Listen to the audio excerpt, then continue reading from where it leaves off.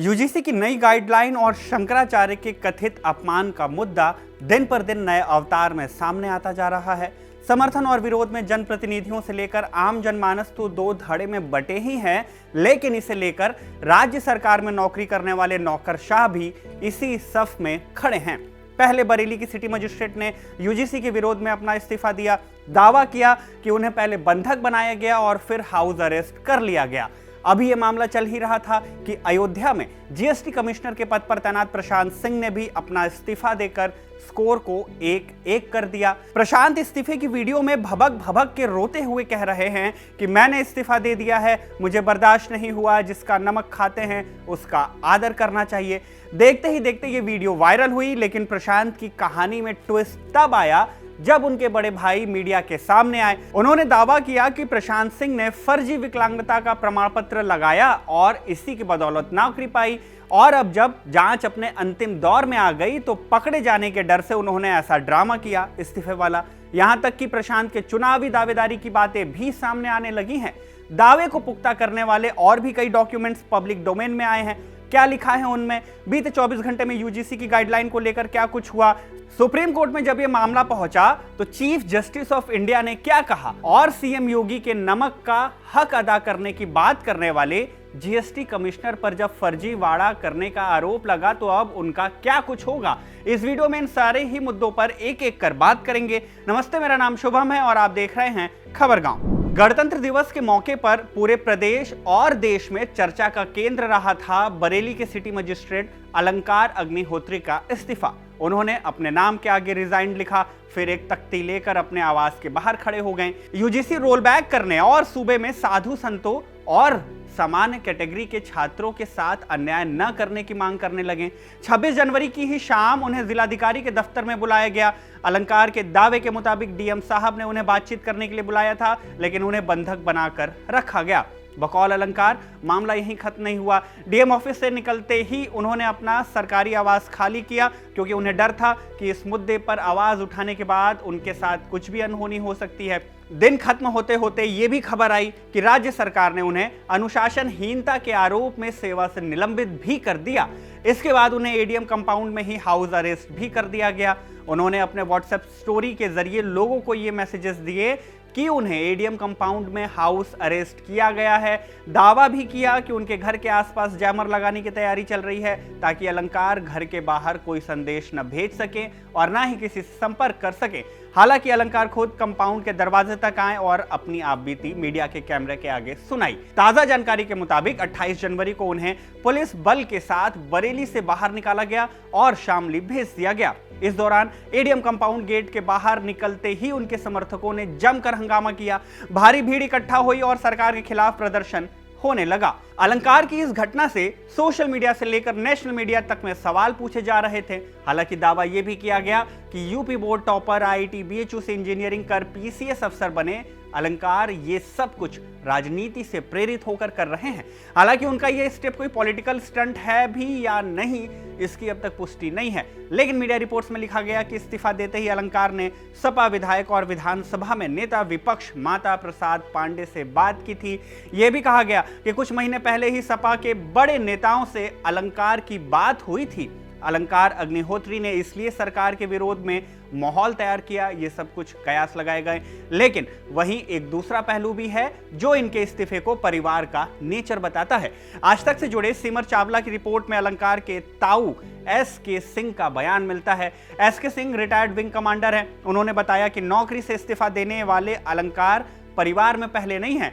परिवार नौकरी से ज्यादा आत्मसम्मान को तवज्जो देता रहा है और किसी भी परिस्थिति में समझौता नहीं करता। उन्होंने बताया कि पहले अलंकार की मां ने भी आत्मसम्मान को ठेस पहुंचने पर बैंक की नौकरी से इस्तीफा दे दिया था। वहीं छोटे भाई की मौत के बाद उनकी पत्नी ने भी 21 साल तक बैंक की सेवा करने के बाद नौकरी से इस्तीफा दे दिया।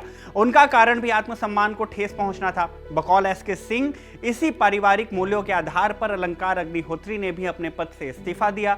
उन्होंने साफ किया कि इस पूरे मामले को शंकराचार्य अभिमुक्तेश्वरानंद के विवाद से जोड़कर नहीं देखा जाना चाहिए। उनका विरोध बटुकों के साथ कथित तौर पर शिखा पकड़कर किए गए व्यवहार को लेकर है। कारण जो भी हो, लेकिन इस इस्तीफे का असर खूब दिखाई दिया। जैसे ही अलंकार ने सरकार के इस फैसले का विरोध किया, उनके समर्थन में ब्राह्मण सभा भी उतर आई। समाज के अन्य संगठनों ने भी अग्निहोत्री का साथ देते हुए सरकार की तीखी आलोचना की। आज तक से जुड़े कृष्ण गोपाल राज की रिपोर्ट में ब्राह्मण सभा का बयान मिलता है। ब्राह्मण सभा ने दावा किया कि सिटी मजिस्ट्रेट का इस्तीफा तो शुरुआत है, अभी तो विरोध प्रदर्शन और तेज होगा। सामान्य वर्ग के साथ अत्याचार हो रहा है और हमारे समाज के नेता हाथ पर हाथ धरे बैठे हुए हैं।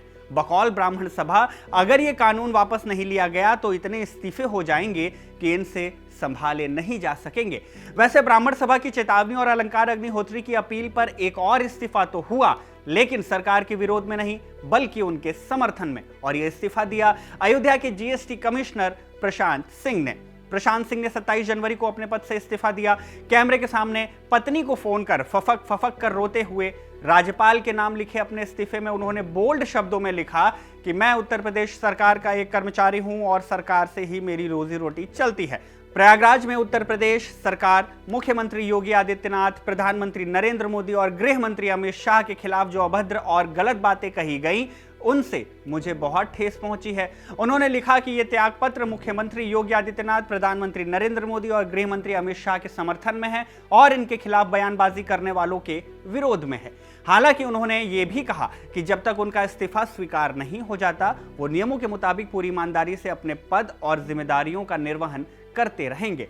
सोशल मीडिया पर प्रशांत के इस इस्तीफे को लेकर दावा किया जा रहा था कि संभवतः ऐसा करने के पीछे का कारण सरकार के गुड नोट में आना हो, लेकिन जैसे ही उनके इस्तीफे को लेकर मीडिया ने उनके बड़े भाई से बात की तो पूरा मामला ही पलट गया।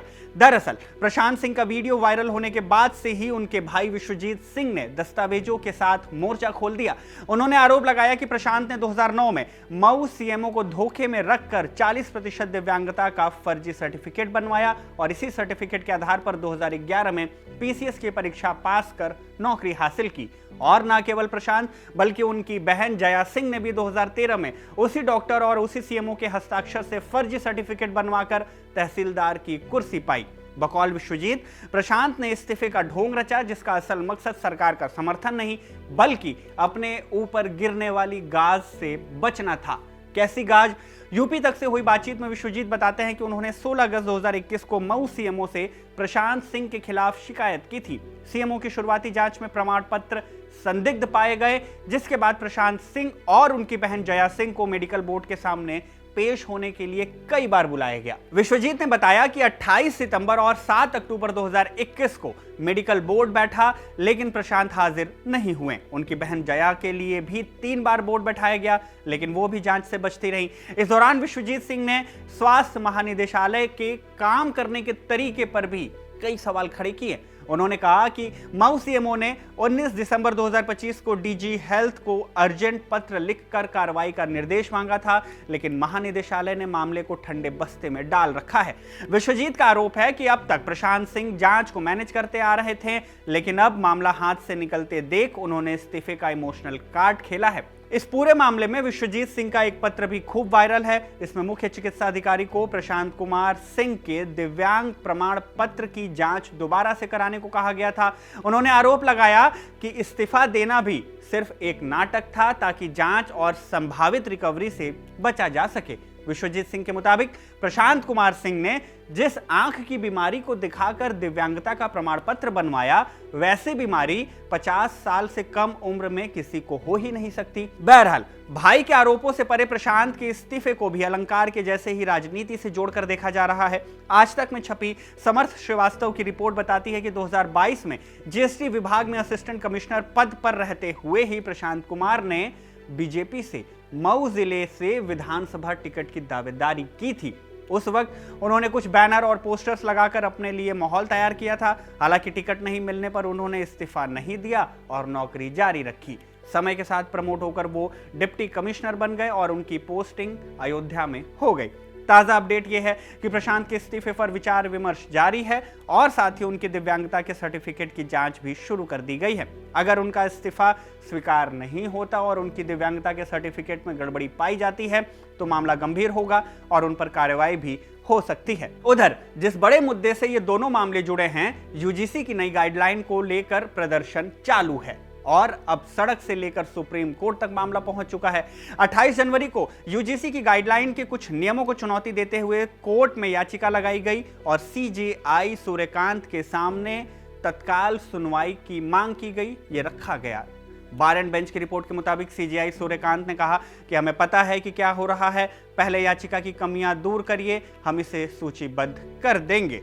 सूचीबद्ध माने लिस्ट कर देंगे। इसका मतलब यह हुआ कि सुप्रीम कोर्ट इस मुद्दे पर सुनवाई करने की मंजूरी दे चुका है। याचिका में यूजीसी के कुछ नियमों को चुनौती दी गई, जिसमें खासा ध्यान इस बात पर दिया गया कि इनमें जनरल कैटेगरी के छात्रों को भेदभाव की शिकायत दर्ज कराने की व्यवस्था से बाहर रखा गया है। सुप्रीम कोर्ट में दायर याचिका में कहा गया है कि ये नियम भेदभावपूर्ण है और एक तरफा भी, क्योंकि जनरल कैटेगरी के लोगों को शिकायत निवारण और संस्थागत सुरक्षा से वंचित कर दिया गया है। याचिकाकर्ता ने कोर्ट से मांग की है कि इन नियमों को मौजूदा स्वरूप में लागू करने पर रोक लगा दी जाए और ये घोषित किया जाए कि जाति के आधार पर शिकायत दर्ज करने के अधिकार से वंचित करना इम्परमिसिबल स्टेट डिस्क्रिमिनेशन के दायरे में आता है। मतलब सरकार द्वारा किया गया ऐसा भेदभाव जो संविधान के खिलाफ हो और जो कानूनन भी सही न हो। याचिका में कहा गया कि ये नियमों की व्यवस्था चुनिंदा लोगों के लिए ही बनाई गई है। इससे न सिर्फ जनरल कैटेगरी के खिलाफ होने वाले दुर्व्यवहार को अनदेखा किया जाएगा, बल्कि समानता लाने के बजाय समाज और संस्थानों में बंटवारा और टकराव बढ़ाने का जरिया बन जाएगा। यूजीसी नियमों और दोनों नौकरशाहों के मामले में लगातार अपडेट आ रही है। सुप्रीम कोर्ट भी अब इस मामले की सुनवाई करने को तैयार है। कब सुनवाई होगी, क्या निर्णय होगा, आगे इस मामले में जो भी अब जानकारी होगी आप तक जरूर पहुंचाई जाएगी। फिलहाल इस वीडियो में बस इतना ही। कैमरे के पीछे से शूट किया हमारे साथी आयान ने। मेरा नाम शुभम है और आप देखते रहिए खबरगांव।